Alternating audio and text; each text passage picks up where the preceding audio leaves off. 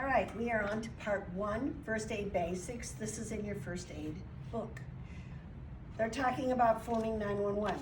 Some of you were in class, as I explained to you, phoning 911 isn't necessarily 911 all over the world. Some places like Peru has police at 105 and fire at 116. Guatemala has police at 120. Rome has emergency at 113 and an ambulance at 118. So depending on where you're going to be later in life, you want to know if that 911 is the number that you would call. For all purposes and any kind of things that I'm writing on the board, I will have 911, but recognize it might not always be that way. We're always going to be talking about PPEs, and especially if you've been listening at all to the coronavirus, you know that you should be wearing gloves and have some kind of a mask. That's personal protective equipment, so that you want to be able to do that. Also, you can look on your book, I believe it's on page 16 in your book, they are going to explain to you how to take off gloves, and if there's any kind of a blood or body substance on the gloves, you want to make sure that you don't touch it, so you're turning the gloves inside out. This is one of the skills that will be practiced in order to get certified. Spreading the pathogen. We've heard about the coronavirus. We know that they are saying for sure airborne. That's why they want you to sneeze into your elbow, and that it could maybe even get directly on you, or it can stay. They keep on giving us different, how long it stays on plastic, how long it stays on metal. So we want to be aware of that. We also will be talking a little bit more later on in the first aid curriculum about vector, which is bites. So these are 4 different ways that a pathogen of germ, now we're talking virus, can be spread. There are 4 conditions that have to be met for that pathogen to transfer from one person to another.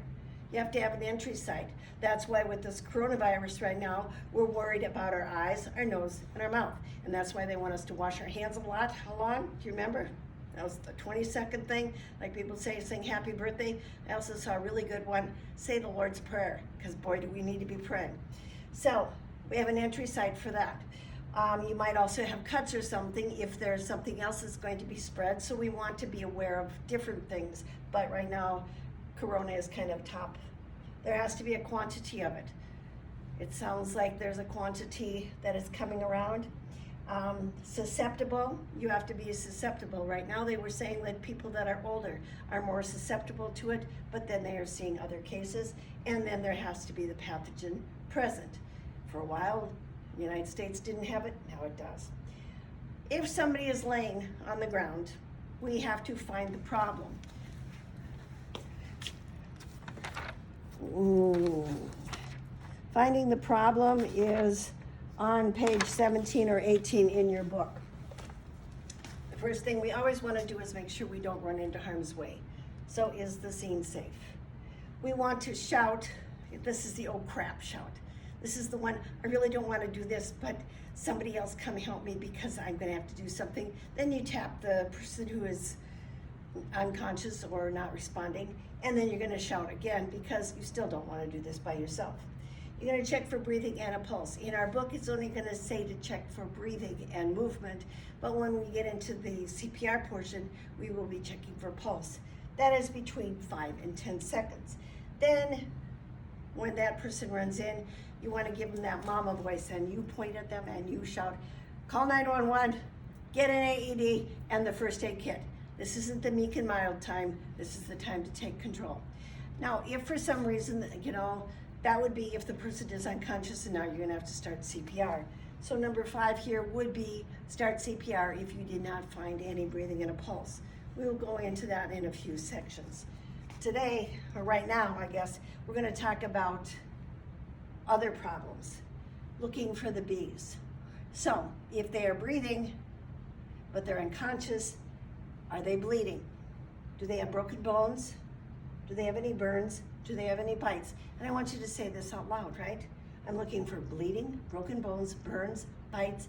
And then, I think it was about 3 years ago, I had somebody, we were looking for medical ID jewelry. What do you think they said? You bet. we're looking for bling. They might have medical ID jewelry that says that they're diabetic or have some kind of allergy. Those are all the things that we want to be looking out for on this individual. If the individual is able to speak with you, you want to get his sample history. Not only are you going to ask them about their age and their name and any other things, but you can start off by asking signs and symptoms, what's going on? Do you have any allergies? Are you on any medications? Have you taken your medications? When did you take your medications? Past medical history, there's another word I should probably add in there, is pertinent, because I really don't care if you had a tonsillectomy when you were 5 and now you're having chest pains when you're 65. Last oral intake. You want to really ask this, when did they last eat? Ask them when they did, and then ask them actually, how much did you eat? Especially with senior citizens, they're going to say they had an apple and it was 1 slice. And then what were they doing prior to the incident, right? And you might have to go back more than, I was just laying down. Well, what did you do before you laid down? To keep on, and this too might help. We'll talk about shock later. This might help so that they don't go into shock. If for some reason you come upon a victim and you're gonna be in harm's way, you might have to move them. There are 6 different ways that we can move them. We can have the walking assist, everybody's done that. Just put the arm over the shoulder and keep on going. Pack strap is where I take both your arms, put you over, and I kind of drag you out. 2-person carry, this is one that I definitely want you to practice because this is excellent. You just give them a little chair and you walk about till you make it, and even the old lady can do it, it's great. Foot drag, not the best if you're suspecting head, neck, or back injury because the head's gonna be bonking all the way along. But the clothes drag, you can grab underneath their arms, put your forearms underneath their head and start dragging them. Or if there's a blanket sheet, something like that, that you can wrap them up in and help get them out of harm's way. This is only if you need to get out of harm's way. You really should be able to keep a person in the position that they're at. So this is first aid basics, and what I will want you to do with all of this is, again, have your book, go into your book. The review questions are on page 20 and 21. Once you fill out those questions, I want you to take a quick picture of them with your phone and send it to my text so that I can see that you got it, and go on to part 2.